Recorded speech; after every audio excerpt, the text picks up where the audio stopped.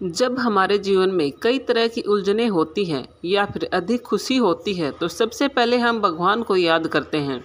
इसके साथ ही उन्हें शुक्रिया करने के साथ उनका आशीर्वाद पाने के लिए मंदिर जाते हैं। मंदिर जाकर व्यक्ति के जीवन में एक अलग ही सकारात्मक ऊर्जा उत्पन्न होती है। इसके साथ ही चुनौतियों से लड़ने की ताकत मिलती है।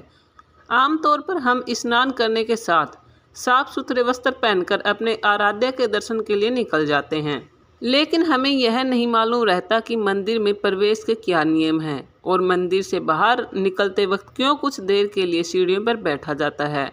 आओ जानते हैं प्रवेश से लेकर बाहर निकलने तक की प्रक्रिया के सामान्य 9 चरण। पहला है, मंदिर के मुख्य द्वार पर पहुंचते ही सर्वप्रथम नमस्कार करके जूते चप्पल उचित स्थान पर उतारे जाते हैं।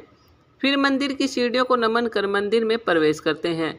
यदि मंदिर प्रांगण में ही जूते चप्पल रखने का स्थान है तो पहले ही नमन कर लिया जाता है। शिव पुराण और श्री भागवत के अनुसार जब भी आप शिव जी, राम जी, श्री कृष्ण या फिर किसी भी देवता के मंदिर में जाएं तो कभी भी चौखट में पैर नहीं रखना चाहिए, क्योंकि चौखट में देवी देवताओं के द्वारपाल बैठे होते हैं।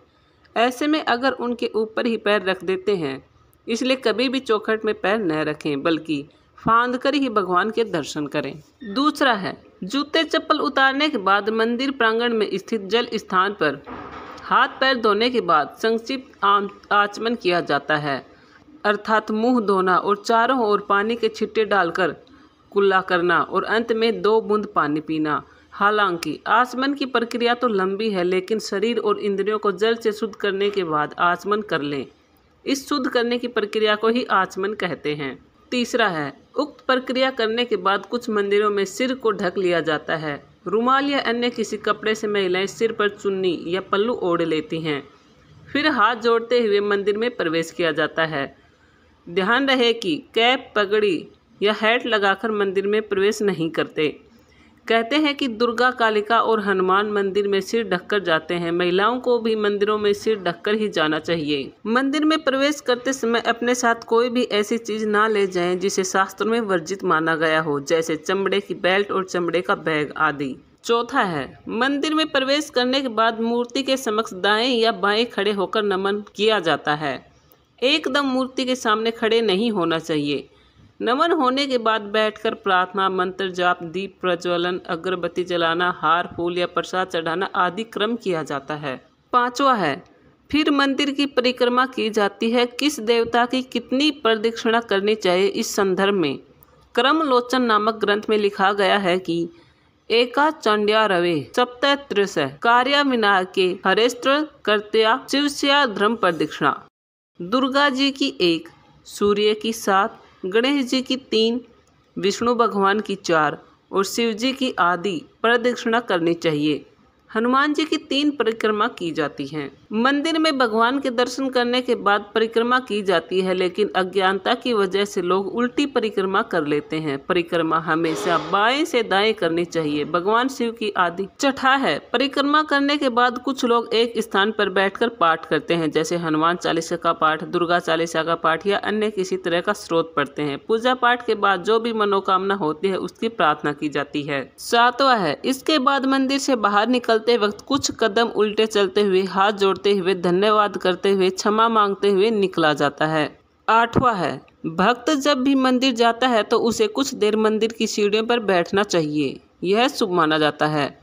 शास्त्रों में मंदिर के सिख को देव विग्रह का मुख और सीढ़ियों को उनके चरण पादुका माना जाता है। मंदिर की सीढ़ियों में बैठकर भगवान का स्मरण करते हुए इस श्लोक को बोलना चाहिए। अनायासेन मरणम बिना दैन्यम जीवनम देहांत तव सानिध्यम देहि में परमेश्वरम। अर्थात, हे प्रभु, बिना किसी कष्ट और तकलीफ के हमारी मृत्यु हो। हम कभी भी बीमार होकर बिस्तर पर पड़े पड़े कष्ट उठाकर मृत्यु को प्राप्त न हो। चलते फिरते ही हमारे प्राण निकल जाएं। अनायासेन मरणम अर्थात बिना किसी तकलीफ के हमारी मृत्यु हो, यानी हम बीमार होकर बिस्तर पर पड़े पड़े कष्ट उठाकर मृत्यु को प्राप्त न हो, बल्कि चलते फिरते हमारे प्राण निकलें। बिना दैनम जीवनम अर्थात, हे प्रभु, हमें किसी सहारे की जरूरत न पड़े, न ही हम किसी पर निर्भर रहें। ऐसी कृपा बनाना कि हम किसी सहारे के बिना जीवन व्यतीत कर सकें। ठाकुर जी की कृपा से बिना भीख के ही जीवन बसर हो सके। देहांते तवम सानिध्यम अर्थात हे ईश्वर, मेरी मृत्यु जब भी हो तब आप मेरे सम्मुख हो। जैसे भीष्म पिता की मृत्यु के समय स्वयं श्री कृष्ण उनके सम्मुख जाकर खड़े हो गए थे, उनके दर्शन करते हुए प्राण निकले। देही में परमेश्वरम, अर्थात हे प्रभु ऐसा वरदान देना। 9वां है, इसके बाद खड़े होकर एक बार पुनः मंदिर की ओर या मूर्ति की ओर मुख करके नमन किया जाता है और अपने इष्ट देव का नाम जपते हुए मंदिर प्रांगण में जूते चप्पलों के स्थान पर जाया जाता है। दोस्तों, इन नियमों का ध्यान करने के बाद भी हम जब भी मंदिर में दर्शन करने के लिए जाते हैं तो कई बार गलतियां कर देते हैं, जिससे पूजा का फल पूरा नहीं मिल पाता। शिव पुराण सहित अन्य धर्म ग्रंथों में कई नियम बताए गए हैं। ऐसे में ही उनमें बताया गया है कि आप किसी भी देवी देवता के मंदिर में प्रवेश कर रहे हैं तो उससे पहले पंचाक्षर मंत्र नमः शिवाय जरूर बोलें।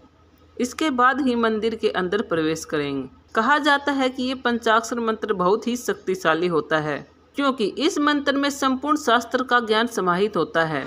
इस मंत्र के प्रभाव से आपके द्वारा पूजा के समय छोटी से छोटी और बड़ी से बड़ी गलती माफ हो जाती है। इसके साथ ही देवी देवताओं का आशीर्वाद प्राप्त होता है। इसके साथ ही सारे दोषों से निजात मिल जाती है और मोक्ष की प्राप्ति होती है।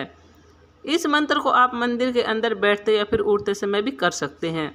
दोस्तों, इस वीडियो में अब तक आपको बताया गया है कि हमें क्या करना चाहिए। अब कुछ बातें ऐसी हैं जो हमें नहीं करनी चाहिए, यानी कि मंदिर के प्रति अपराध। पहला, मंदिर जाने से पहले यह तय कर ले कि वह मंदिर ही है या कुछ और, क्योंकि कुछ लोगों ने मंदिर के नाम पर देवी और देवताओं को छोड़कर अन्य लोगों के मंदिर बना लिए हैं, जैसे संत, सती, भूत, अप्सरा, यक्ष, यक्षिणी, वीर, गंधर्व, विद्याधर, सिद्ध, दैत्य, दानव, राक्षस, पिशाच, पिशाचनी, वेताल, नेता, अभिनेता आदि के मंदिर भी बना रखे हैं। यदि आप ऐसे मंदिरों में जाते हैं तो यह क्रम मंदिर अपराध की श्रेणी में आता है। दूसरा है, मंदिर है तो उस मंदिर में सिर्फ संध्योपासना ही की जाती है, यानी कि संध्या वंदना। संध्योपासना के 5 प्रकार हैं: प्रार्थना, ध्यान, कीर्तन, यज्ञ और पूजा आरती। व्यक्ति की जिसमें जैसी श्रद्धा है वह वैसा करता है। हालांकि मूल संध्योपासना क्रम तो आजकल कोई करता ही नहीं। तीसरा, एक समय था जब लोग मंदिर में विशेष वस्त्र पहनकर जाते थे। आजकल तो जींस पैंट और मोजे पहनकर मंदिर में चले जाते हैं और वहाँ किसी ने उन्हें कॉल किया तो उसे भी अटेंड कर ही लेते हैं, अर्थात उनके लिए मंदिर जाना एक औपचारिकता ही है। फिर वहाँ कोई परिचित मिल गया तो देव मूर्ति के सामने ही गोष्ठी करने लग जाते हैं। यह मंदिर अपराध के अंतर्गत आता है। चौथा है, भगवान के मंदिर में खड़ाऊ या सवारी पर चढ़कर जाना, भगवान के सामने जाकर प्रणाम न करना, उच्छिष्ट या अपवित्र अवस्था में भगवान की वंदना करना, एक हाथ से प्रणाम करना, भगवान के सामने ही एक स्थान पर खड़े खड़े प्रदक्षिणा करना, भगवान के आगे पांव फैलाकर बैठना, मंदिर में पलंग पर बैठना या पलंग लगाना, मंदिर में सोना, मंदिर में बैठकर परस्पर बात करना, मंदिर में रोना या जोर जोर से हंसना, चिल्लाना, फोन पर बात करना, झगड़ा या झूठ बोलना, गाली बकना, खाना या नशा करना, किसी को दंड देना, कंबल ओढ़कर बैठना, अधो वायु का त्याग करना, अपने बल के घमंड में आकर किसी पर अनुग्रह करना, दूसरे की निंदा या स्तुति करना, स्त्रियों के प्रति कठोर बातें कहना, भगवत संबंधी उत्सवों का सेवन न करना, शक्ति रहते हुए गौण उपचारों से पूजा करना, मुख्य उपचारों का प्रबंध न करना, भगवान को भोग लगाए बिना ही भोजन करना, सामयिक फल आदि को भगवान की सेवा में अर्पण न करना, उपयोग में लाने से बचे हुए भोजन को भगवान के लिए निवेदन करना, आत्म प्रशंसा करना, देवताओं को कोसना, आरती के समय उठकर चले जाना, मंदिर के सामने से निकलते हुए प्रणाम न करना तो एक हाथ उठाकर, भजन कीर्तन आदि के दौरान किसी भी भगवान का वेश बनाकर खुद की पूजा करवाना, मूर्ति के ठीक सामने खड़े होना, मंदिर से बाहर निकलते वक्त भगवान को पीठ दिखाकर बाहर निकलना, हिंदू देवी देवताओं को छोड़कर अन्य किसी का मंदिर बनवाना आदि सभी घोर अपराध हैं। मंदिर में रुपए या पैसे फेंकना भी अपराध है। अक्सर लोग, आपने देखा होगा कि लोग मंदिर में सिक्का या नोट भगवान के सामने फेंकते हैं और फिर हाथ जोड़कर भगवान से मनोकामना मांगते हैं। दोस्तों, इस वीडियो में आपको मंदिर में क्या करना चाहिए और क्या नहीं करना चाहिए बताया गया है। अगर आपको ये पसंद आता है तो इस वीडियो को लाइक और सब्सक्राइब ज़रूर करना, क्योंकि इस चैनल पर आपको इसी से संबंधित वीडियो मिलती रहेंगी। धन्यवाद।